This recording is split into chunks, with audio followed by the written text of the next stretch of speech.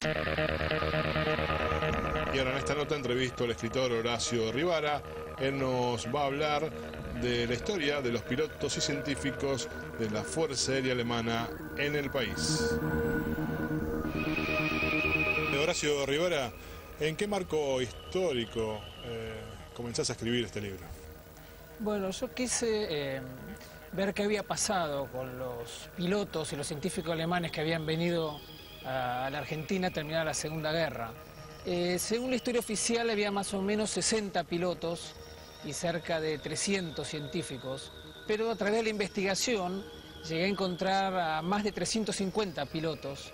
En su mayoría eran pilotos de caza, y muchos eran pilotos de caza jet del MS 1162, un piloto de avión cohete, y los científicos eran cerca de 1300, o sea, fue mucho más grande la inmigración que vino. La mayoría entraron con documentos que Argentina mismo le dio, documentos falsos, porque tenían prohibido salir de Alemania. Y de esa manera, bueno, fue un aporte muy importante para el país. En su gran mayoría, los científicos que vinieron fueron muy valiosos, lo mismo que los pilotos.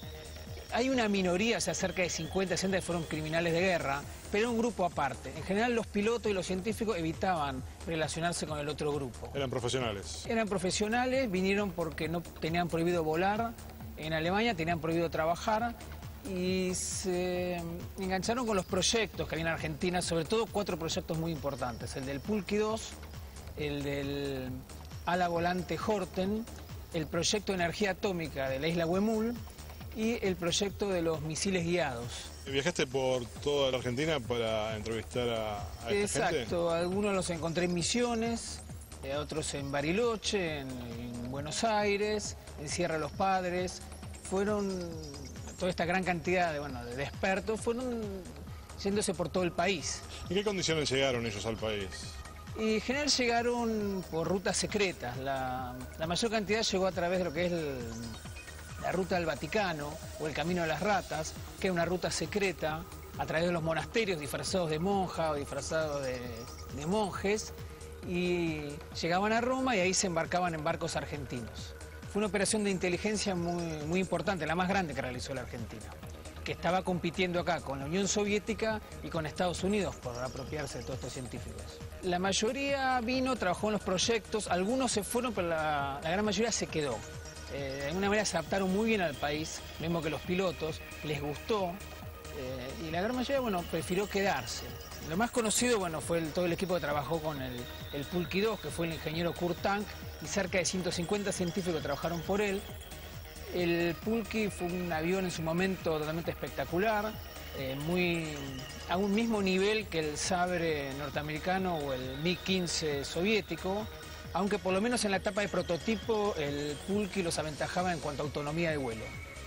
El problema del Pulqui quedó muy asociado a la propaganda, ya Perón lo utilizó como forma de propaganda, entonces corrió la suerte de Perón. A la medida que Perón declinó, también declinó el proyecto Pulqui. El otro, el grupo de proyectos fueron las alas volantes Horten.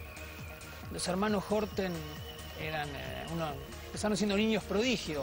Por ejemplo, Raymond Horten, a los 14 años, siendo un chico de secundaria, presentó la primera ala volante en Alemania a un concurso que había buscando el mejor diseñador de planeadores, compitiendo contra los mejores diseñadores del mundo, y lo ganó. En tu libro también ponés que esta gente tuvieron conflictos con Hitler. Sí, la mayoría de los pilotos de caza que vino a Argentina, por ejemplo el general Galland era muy joven, tenía 28 años, pero ya había llegado a general. Era un asa, había derribado más de 100 aviones enemigos. Los pilotos de caza al final de la guerra tenían tremendas discusiones con Hitler, pues Hitler no consideraba la aviación de caza como algo importante, él creía más en la aviación de bombardeo, de ataque. Hitler no creía en las estrategias de defensa ni en las armas de defensa. Quería destrozar directamente, claro, él pensaba que la mejor defensa era el ataque. Lo que no podía entender es que sin casas que defiendan esos bombardeos o sin casas que eviten que las ciudades sean destruidas, no iba a poder nunca ganar la guerra. Por eso gran parte de estos pilotos que también vinieron políticamente muy quemados, muy decepcionados.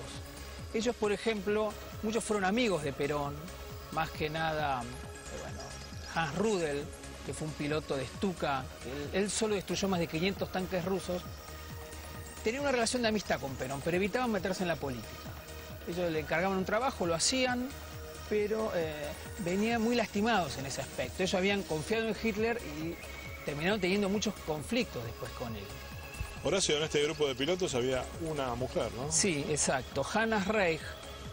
Hanna Reich fue la principal piloto de pruebas de la Luftwaffe.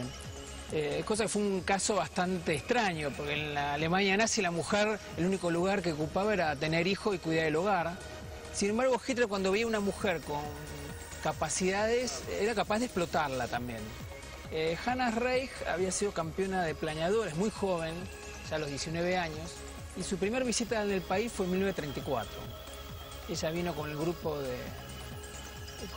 de pilotos alemanes que vinieron a traer el vuelo a vela en la Argentina.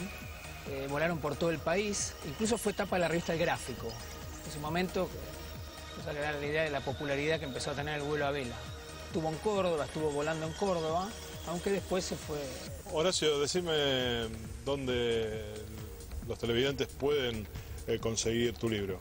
Bueno, en Buenos Aires, en la librería Huemul de Santa Fe, de la calle Santa Fe, pueden conseguirlo en la librería Latril de Morón, en la revista Aeroespacio. Horacio, gracias por hablarnos de la historia de la Luftwaffe aquí en Argentina.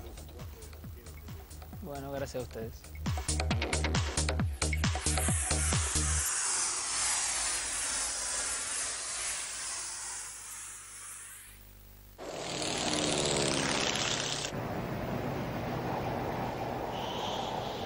¿Qué es eso?